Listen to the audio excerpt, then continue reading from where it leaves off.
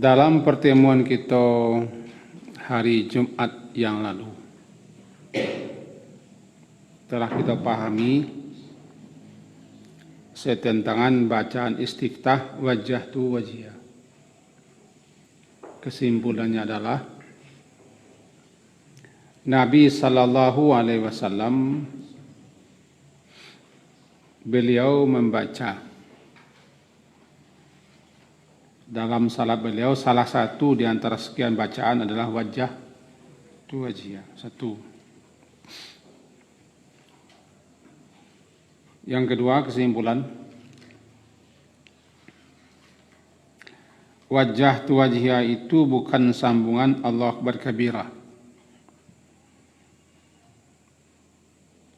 Karena ada orang membaca, bahkan kita pernah membaca Allahu Akbar kabira walhamdulillah katsira subhanallah bukratan wa asila inni wajjahtu wajhiya.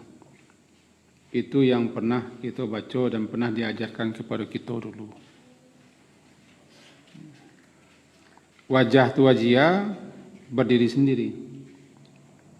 Allahu Akbar kabira berdiri sendiri. Allahu Akbar kabira yang membaca sahabat disetujui Rasulullah. Sementara wajah wajiyah Rasulullah sendiri yang membaca. Kesimpulan yang berikutnya, bacaan wajah wajiyah bukan sampai wa ana minal muslimin, tapi sampai kepada tabarakta wa ta'alaita astaghfiruka wa atubu ilaik. Sementara bacaan sampai wa ana minal muslimin sepertiga.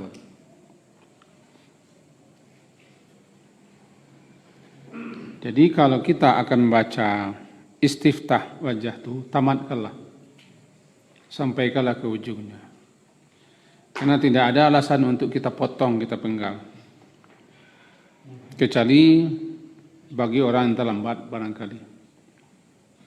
Ketika dia baca wajah tu wajiyah, lalu imam terdengar membaca Al-Fatihah, kita diam, berhenti.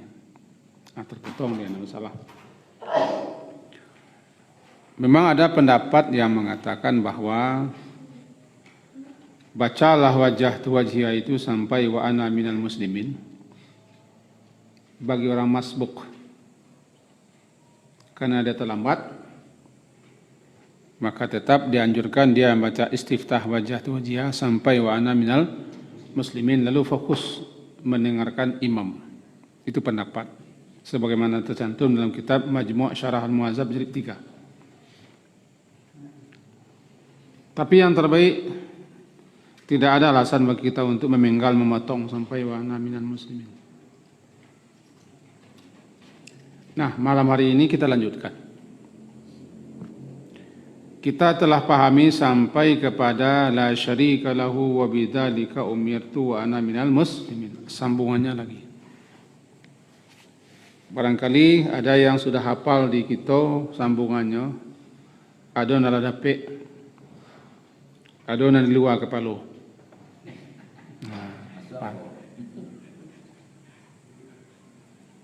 Sambungannya adalah wa ana minal muslimin Allahumma antal malik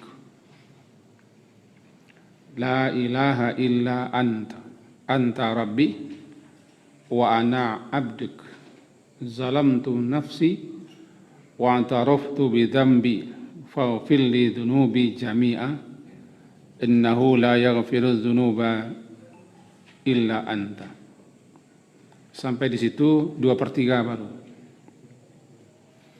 Kalau sambungannya wahdini li ahsanil akhlaq la yahdi li ahsaniha illa ant wasrif anni sayyaha la yasrifu anni sayyaha illa anta labbaika wa sa'daika wal khairu kulluhu biyadaik wasyarru laysa ilaika ana bika wa ilaika tabarakta wa ta'alaita astaghfiruka wa atubu ilaika. Tamat. Berarti Kalau membaca sampai wa ana minal muslimin sepertiga. 2/3-nya tertinggal. Dapat tidak dapat dan jeleh kita pahami dulu. Setelah wa ana minal muslimin, Allahumma antal malik. Ya Allah, engkaulah al-malik, raja. La ilaha illa ant, tiada yang berhak disembah melainkan engkau. Anta rabbi, engkau adalah Rabbku. Wa ana abduka, sementara saya adalah hambamu. Zalamtu nafsi, aku telah menzalimi diriku sendiri dengan melakukan berbagai macam dosa.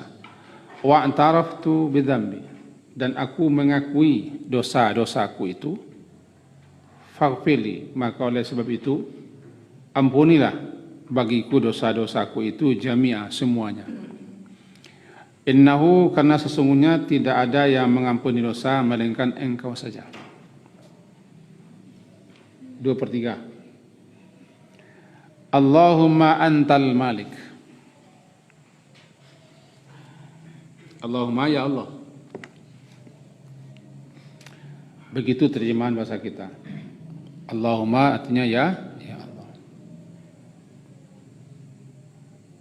Huruf ya-nya tidak ada, dibuang. Diganti dengan mim yang di belakang.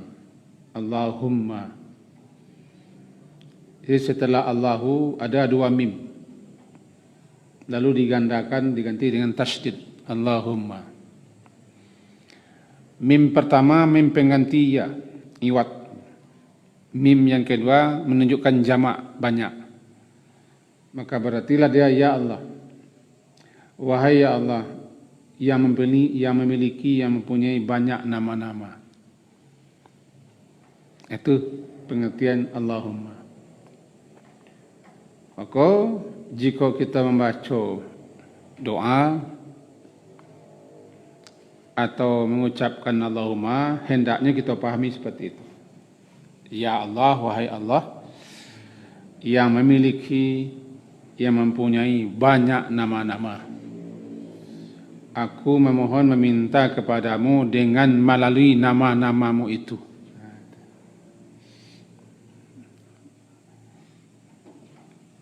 Bagaimana begitu pengertiannya? Mim. Mim itu menunjukkan banyak. Anta, engkau, satu. Kalau banyak, antum. Ka, engkau. Kalau banyak, kub. Hu, dia. Kalau banyak, hum, mereka. Hi, him. Begitu dia. Maka mim untuk banyak. Begitu pemahaman daripada Ibnu Qayyim al-Jauziyah. Beliau termasuk ahli bahasa.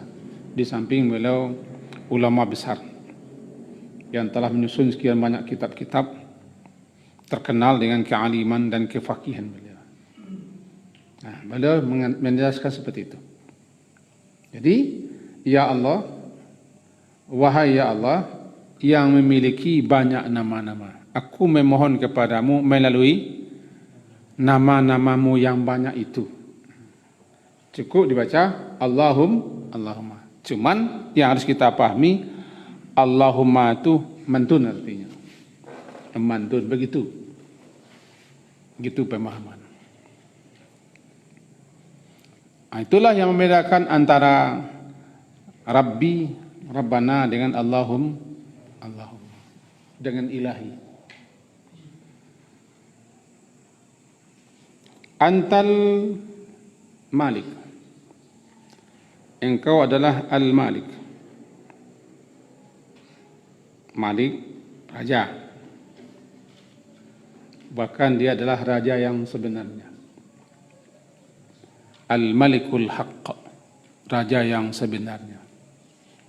Selain daripada Allah adalah raja icak-icak, raja gara-gara, raja pinjaman, raja sebentar.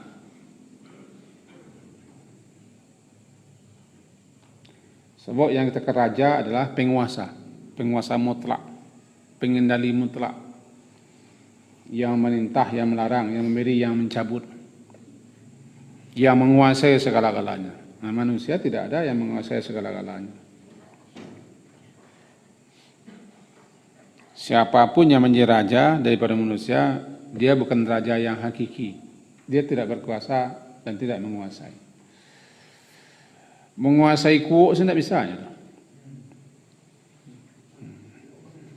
Kuuk. Menangkan tuk sen, tidak bisa. Ketika itu yang menjadi raja kan tuk.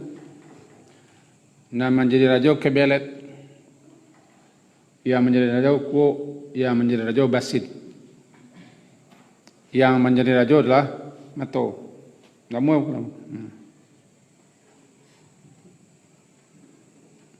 Lalu, masih menjadi raja. Makanya manusia itu andaikan dia berkuasa dan menguasai adalah sebahagian. Dia tidak mampu menguasai dirinya ketika marah, menguasai emosinya. Dia tidak mampu menguasai keinginan dan kemauannya. Kalah dia. Itu makanya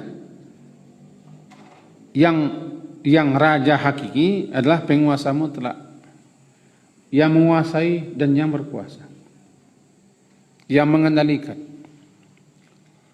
yang memberi, yang mencabut, yang memerintah, yang melarang, yang mengatur. Siapa itu? Allah. Antal Malik. Engkau lah Al-Malik. Itu makanya dalam Quran disebut dengan Al-Malikul Haq. Fata'ala Allahul Malikul Haq. Maha tinggilah Allah, Raja yang sebenarnya. Dalam surah Ali Imran dapat dikatakan, Qulillahumma malikal mulk. Qulillahumma, katakanlah wahai ya Allah, Allahumma malikal mulk, yang menguasai kerajaan atau yang memiliki semua kerajaan, semua kekuasaan, semua kepemerintahan. Tu'til mulk, engkau berikan kekuasaan, kerajaan, kepemimpinan itu kepada siapa yang kau hendaki. Atanzia, engkau cabut dari siapa yang kau kehendaki. Kan dia yang raja. Dia berhak memberi, dia berhak mencabut. Kalau kita membaca Allahumma antal malik, berarti kita sedang berhadapan dengan raja dalam salat. Allahumma ya Allah.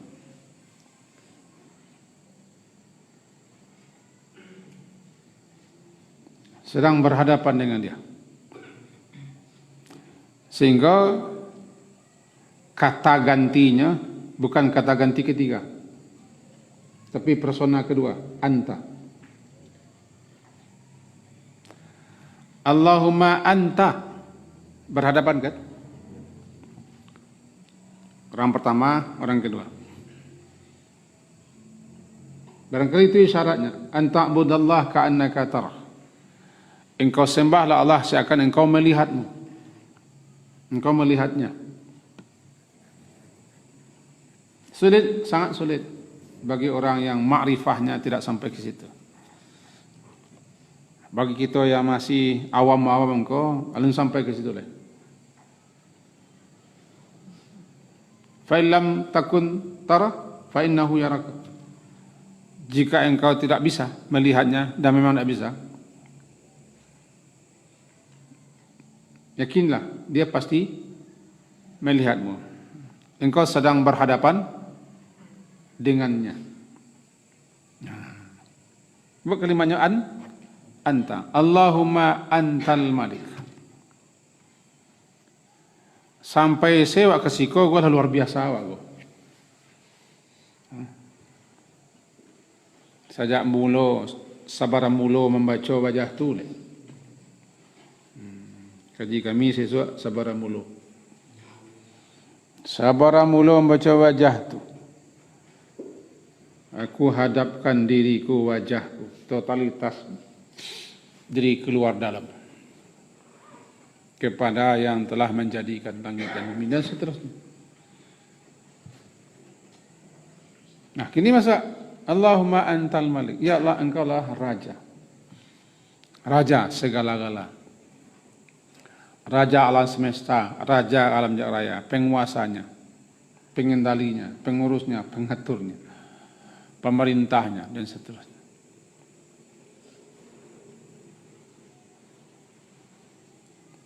La ilaha illa anta. Allahumma antal malik. La ilaha illa anta.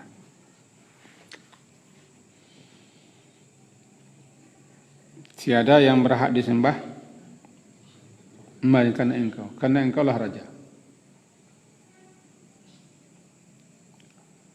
Selain daripada engkau tidak berhak disembah. Karena selain daripada engkau adalah hamba, makhluk sama dengan saya.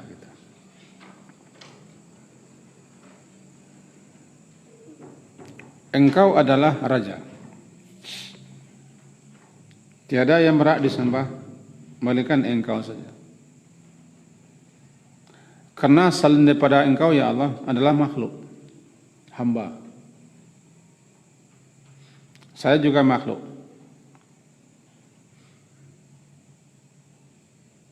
Tidak bisa apa-apa. Baru bisa apa-apa setelah engkau beri. Engkau beri kemampuan, kekuatan, kesanggupan. Baru bisa apa-apa. Jadi di sini letaknya, ya Allah, engkau adalah raja. Tiada yang berhak disembah melainkan engkau saja. Karena engkau adalah raja. Selain daripada engkau tidak layak disembah.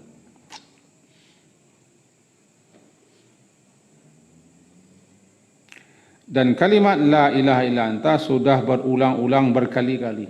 Sering, berulang-ulang, berkali-kali sering. Kita telah sampai.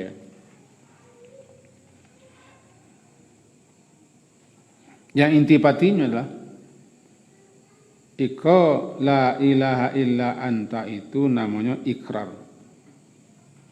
Pengakuan kita bahwa yang akan kita sembah adalah Allah saja. Siapa yang mengucap, siapa yang membaca itu berarti dia dituntut untuk menyembah Allah dan dituntut untuk meninggalkan segala macam bentuk penyembahan, peribadahan, doa-doa, penyanjungan, puja-puji kepada selain Allah. Kalau tidak pengakuannya bohong.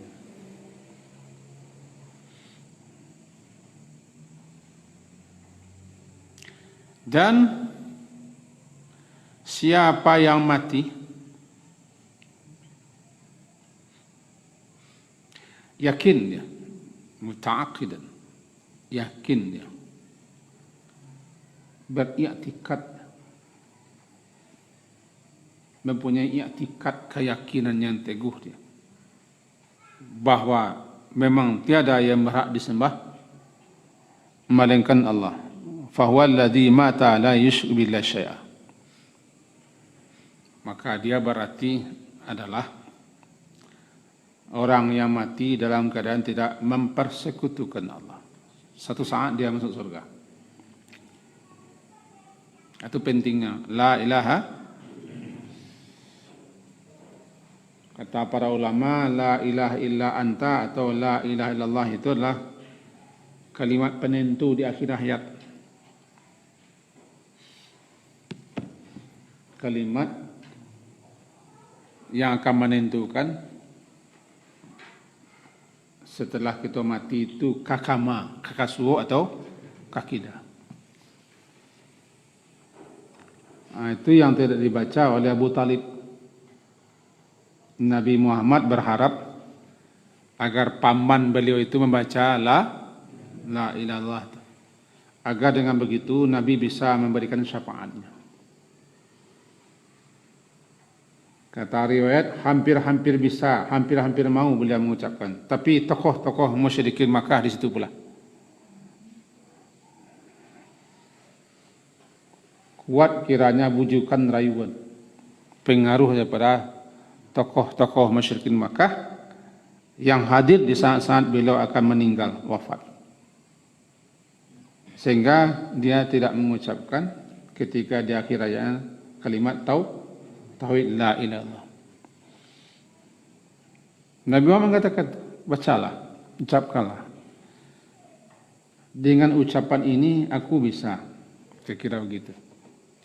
Tapi karena dia mati tidak mengakui kalimat itu, mati dia dalam keadaan syirik. Siapa yang mati mengakui kalimat itu, walaupun dia tidak beribadah kepada Allah atau ahli maksiat, dengan kalimat itu dia bisa selamat daripada kekekalan di dalam neraka. Andaikan dia masuk, mampir dan singgah di neraka, tapi dia tidak abadi, akan keluar. Karena ini penentu orangnya. Maka man mata, siapa yang mati di atas kalimat ini dengan meyakini ucapan ini, dialah mata la yusyrik billahi syai'a. Dialah yang mati tidak dalam mempersekutukan Allah dengan sesuatu apapun. Ini penting kita ikrarkan terus. Sehingga dikatakan jadidu. Teruslah, perbarilah iman kamu itu dengan sering-sering membaca, mengucapkannya, lazimkan membacanya dengan baik. So kadang-kadang ada orang barangkali membacanya tidak baik caranya, tidak jaleh. Kadang-kadang mentinggal itu tidak jaleh. Orang kampung bakiam gitu. Langkok-langkok, samparno baca. La ilaha illallah. La ilaha illallah. Ini mana lah? Kok kamu ngeleng, kok kamu mangguak, kok kamu neleng, boleh ya. Tapi samparnoan. La ilaha illallah. La ilaha illallah. Jadi, tidak masalah. Tapi nyaleh samparno nang kudu paham wak nanti baca. Lazimilah. Karena salah satu zikir yang terbaik adalah la jadidu. Ya kalaulah fasih lidah kita membaca la ilaha illallah, di saat-saat meninggalkan dunia nanti kita lah terbiasa membaca itu. Dah terbiasa. Orang sih terbiasa baca sampai kucing di mana tagak sampai kucing bacanya. Lazim sini kalau muncul sampai kucing. Allah menjadi latah. Jadi basahkanlah lidah kita dengan kalimat zikir. Lazimkanlah. Karena kita dicipta oleh Allah lantaran untuk mewujudkan kalimat itu. Ya. Wa ma khalaqtul jinna wal insa illa liya'budun. Bagaimana supaya kalimat itu terlaksana atau yang dituntut oleh kalimat itu terlaksana? Kita dicipta oleh Allah. Untuk apa? Untuk beribadah kepada Allah. Coba la ilaha illallah itu tidak akan terjadi, tidak akan bisa dilaksanakan kalau tidak ada orang menyembah Allah. Maka diciptalah kita manusia dan jin untuk agar kita menyembah Allah. Lainnya namun, lainnya tidak. Lainnya petua, lainnya bangka. Itu masalah. Allahumma antal maliku la ilaha illa anta. Anta Rabbi wa ana abduka. Baru masuknya. Engkau ya Allah adalah Rabbi, Rabb. Tadi Allah, ini Rabb. Ada Rabb, banyak pengertian Rabb itu. Yang mencipta, yang memelihara, yang mengatur, yang mengasuh, yang melindungi, yang mendidik, yang memperbaiki. Itu Rabb semuanya. Arahnya kepada kepengaturan.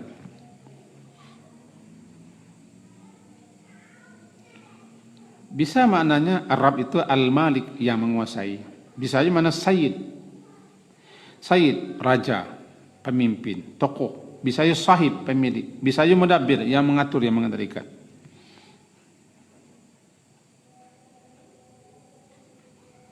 Maka Rabb, dia orang terjemahan bahasa Tuhan.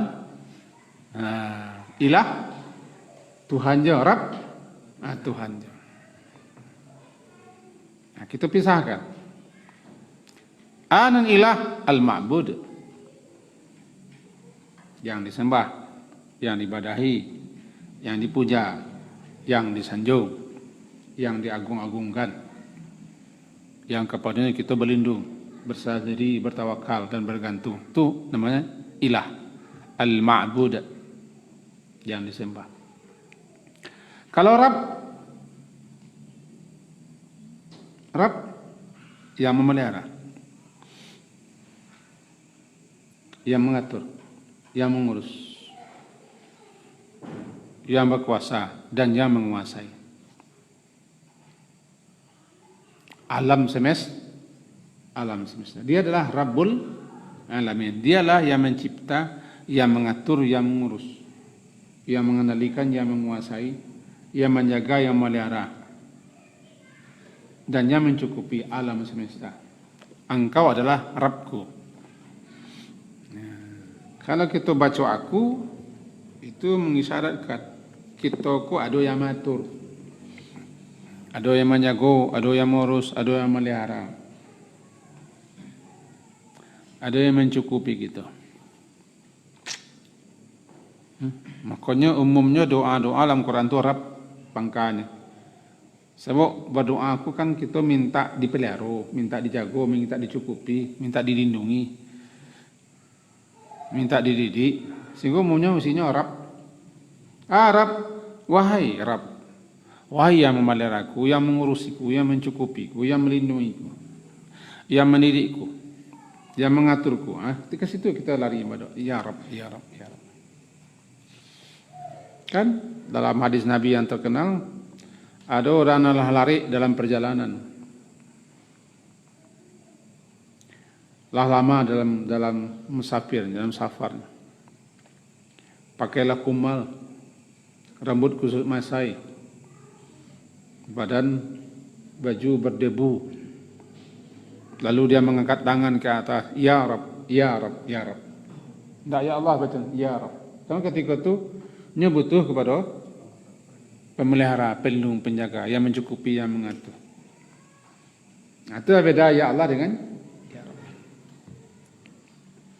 Hanya umumnya doa-doa yang minta penjagaan, perlindungan, kecukupan adalah ya Rabb. Jadi kalau kita baca ya Rabbi, taraso di kita. Kan bacaannya kan anta Rabbul Alamin, tidak begitu. Anta Rabbu kulli syai', tidak begitu bunyinya. Anta Rabbus samawati wal ardh, anta Rabbul Arsyil Karim, tidak. Tapi anta Rabbi. Sebab nampak dialog yang menghadap, yang menyembah, yang salat itu adalah kita. Lalu kita bawalah Rabb itu kepada kita. Anta Rabbku, engkau adalah Rabbku, menciptaku, menjagaku, memeliharaku, mengasuhku, mengarahkanku, mencukupiku dan segalanya. Rabbi. Karaso di kita adonan kami lindungi, adonan kami menjaga, adonan kami mengurus, adonan kami mencukupi kita. Rabbi. Ana abduka, sedangkan saya hambamu. Nampak? Engkau adalah Rabb, raja yang berkuasa, yang mengatur, yang memelihara, yang menjaga segala macam. Saya abduka wa ana abduka. Sayalah hambamu. Abdu. Abdu itu kan lawan daripada hur, merdeka. Asal kata abdu itu adalah zul dan khudu'. Zul, rendah, hina. Khudu', tunduk, patuh. Hamba itu adalah sangat hina. Hamba sangat rendah. Si hamba itu adalah yang harus taat, yang harus tunduk, yang harus patuh kepada penciptanya, kepada tuannya, kepada pemimpinnya, kepada yang punya. Itulah yang namanya hamba. Jadi kita hamba Allah, artinya kita adalah budak Allah. Kita milik Allah, kita budak Allah. Kita harus taat dan patuh kepada Allah. Kita hina, kita rendah, kita tidak ada apa-apa dan tidak ada artinya kalau tanpa Allah. Nah, itulah perasaan hamba. Manusia yang paling mulia, yang paling terhormat sendiri mengaku dia abduhu. Abduhu wa rasuluh. Hambanya. Bahkan subhanalladzi asra bi'abdihi, memperjalankan hambanya. Kalau kita membaca ana abdu, saya ini adalah hambamu, budakmu, milikmu, punyamu. Saya ini hina, rendah.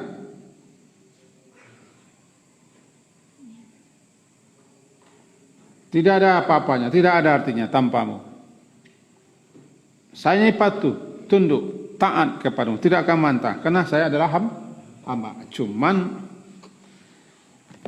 iko yang kadang-kadang hilang dawa.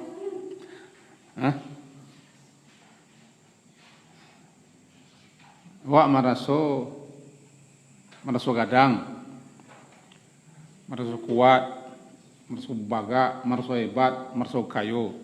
Nah, itu makanya sombong orang lain. Orang kalau lupa statusnya sebagai hamba, dia sombong. Lupanya, bahasanya itulah abdun, bakalah kecongkakan, keangkuhan. Bahkan sampai menentang dia Rabbul Alamin. Si Fir'aun menentang, iblis menentang dia. Karena lupanya statusnya. Status kita kok abdun.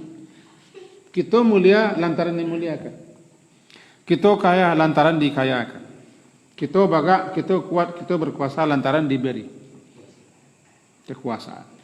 Karena yang punya dia kan pemilik alam semesta. Alam semesta dia yang punya. Dia yang mencipta, dia yang punya, dia yang mengatur, dia yang mengendalikan. Kita kok adalah punyanya, miliknya. Kita ini hambanya. Ija lupa status sebagai, selagi orang mengingat sadar status sebagai hambanya, tidak kesombong. Tidak kesombongnya. Tapi kalau lupa statusnya hamba, itu dah. Lalu lupa kacang di kulit, apa bayo? Cik kaji induk-induk wak, lalu lupa kacang di kulit. Anda amuh menjadi kacang tanah. Kacang tujin namanya. Kacang atom, kacang garuda, kacang kelinci, kacang Bogor. Kacang Bogor, kacang apa? Kacang talu, kacang atom. Lah nak mau ni baca kacang tanah dia. Sebab terletak di meja, pakai saladari harum, masuk toples, gantinya sirup. Nak lamuh nama baca orang kacang tanah dia lah, nak mut, lupa. Jadi manusia kalau lupa tu nak muh jadi hamba deh. Yang ingin menjadi raja penguasa. Lupa. Aku kita baca untuk menganang-anang kita je lupa angku ko siap tu soalnya. Dan lupa sesak dapurnya payahnya. Kalau bahasa kami senang orang mengko jongkek dia lupa ye isu dapurnya. Itu jongkek. Enggak tahu jongkek. Ano mengko jongkek dia lupa yo sesak dapur no. Lupa asa usua. Ongehnya. Mantiak dah kau lain. Tahu siarang kayak ini siapa aja leh sesak dapurnya leh mantik lah gaya nak. Ngirai-ngirai lah boleh. Itu bahasa orang awak. Jadi kalau lupa kita status kita sebagai hamba, ongeh kita, jongkek kita. Sombong. Itulah kenapa manusia sombong. Karena dia lupa statusnya sebagai hamba. Kenapa dia berani menolak aturan dia, menolak syariatnya, menolak ayat-ayatnya? Karena dia lupa statusnya sebagai hamba. Lupanya statusnya sebagai hamba. Beraninya menentang penciptanya, rajanya, dan tak takutnya. Misalnya aku lah, kan lalu lah santi yang banyak, santi yang mana banyak. Sampai ditolaknya aturan penguasa alam, pencipta alam itu untuk diterapkan, kan hebat.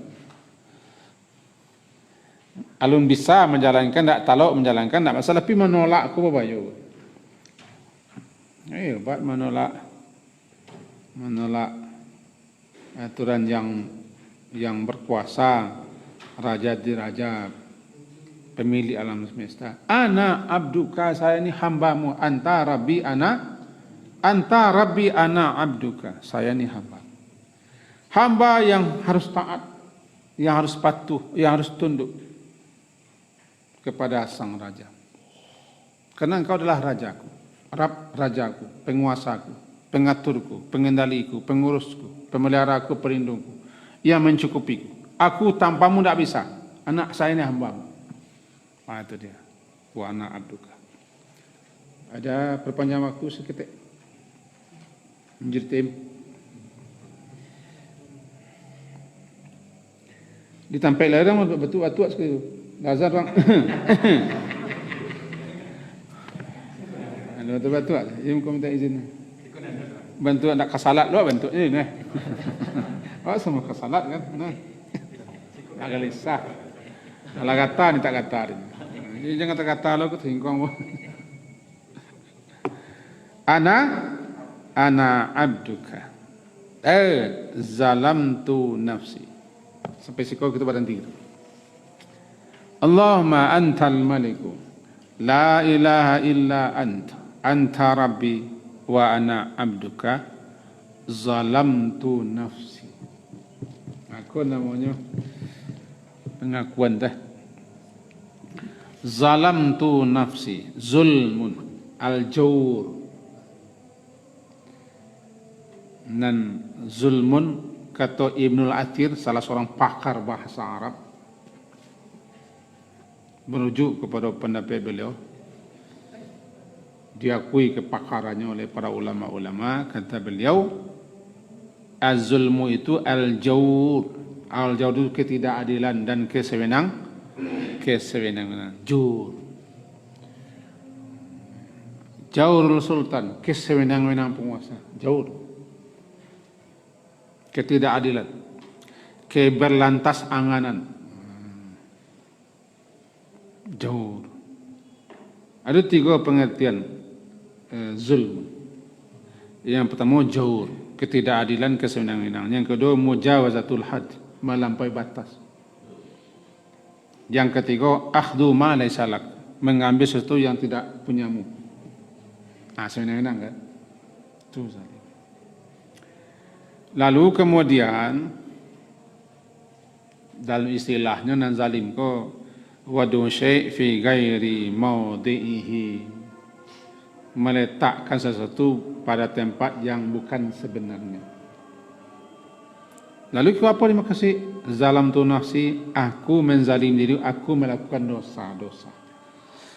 Aku ini hambamu, harus taat, harus tunduk, harus patuh kepadamu ya. Tapi aku selaku manusia yang lemah, aku ada melakukan kesalahan-kesalahan, dosa-dosa, pelanggaran-pelanggaran, melampaui batas, sewenang-wenang, mengambil, merampas, dan segala macam. Zalamtu nafsi. Namanya menzalimi diriku sendiri. Kenapa dikatakan zalim orang yang lalim, melampaui batas, sewenang-wenang, melakukan pelanggaran-pelanggaran? Karenanya lah tidak meletakkan sesuatu pada tempatnya. Mestinya aturan Allah itu dilaksanakan. Perintahnya dikerjakan, larangnya dihentikan. Ketika orang tidak melaksanakan perintah, tidak mengikuti larangan, zalim. Nah, itu makanya Nabi Adam zalim. La taqraba hadhihi syajarata fatakuna minaz zalimin. Jangan ini dekati. Ketika Nabi Adam mendekati pohon, zalimnya. Nah, diakui Rabbana zalamna anfusana wa illam taghfir lana wa tarhamna lanakunanna minal khasirin. Nah, kita penggal sepanjang-panjangnya cerita. Aku menzalimi diriku sendiri itu. Aku mengaku telah berbuat berbagai macam pelanggaran-pelanggaran, dosa-dosa, ketidaktaatan dan ketidakpatuhan. Mestinya aku ini hambamu, harus taat, harus patuh, harus tunduk. Aku hambamu. Tapi bagaimanalah? Karena saya ini hamba yang lemah, ngaku seleh. Sepandai-pandai melompek, jatuh jo. Sepandai-pandai mengecek, sasek jo. Gitu. Zalim. Jadi kok namanya pengakuan dosa? Zalam tu nafsi. Istilahnya i'tiraf. Al-i'tiraf pengakuan dosa. Kalau mengaku itu ujungnya memana minta ampun, minta ini. Mengaku sajalah kita Allah ampuni. Itu hebat. Tidak mengaku pun dan sakit banyak. Mengaku saja kepada Allah, Allah ampuni. Lalu minta ampun, Allah ampuni Allah. Itu hebatnya mengaku. Namanya i'tiraf. Fa'taraftu bi dhanbi, bawa ngaku ya Allah mula salah. Langsung Allah maafkan. Apalagi minta ampun. Kau mengaku enggak? Ini pulang salah panjangnya. Awak salah terjadinya. Aku keluar lah bahasa mentang-mentang. Okey tu je. Yang mentang-mentang ana terpacik di pengkah. Awak terpacik dulu. Hanya terpacik di dulu, awak terpacik di ujung. Awak terpacik di matonom. Mantang-mantang. Wah, orang tak mengaku. Deknya punya lupanya statusnya hamba. Berarti intinya sia-sia manusia yang lupa statusnya lupanya pastinya jur. Semena-mena melampaui batil lalim melanggar. Aku yang diakui dalam wajah tu. Cuma lu tamak lah. Kamu harus mentaati aturan lah. Menambah waktu kan tak boleh lebih pada waktu nak. Jadi kita sampai situ. Semoga ada faedahnya untuk kita bersama. Diaki subhanakallah wa hamdika asyhadu an la ilaha illa anta astaghfiruka wa atubu ilaik. Syukran ya Rabbi, syukran. Hadaita qalbi, syukran.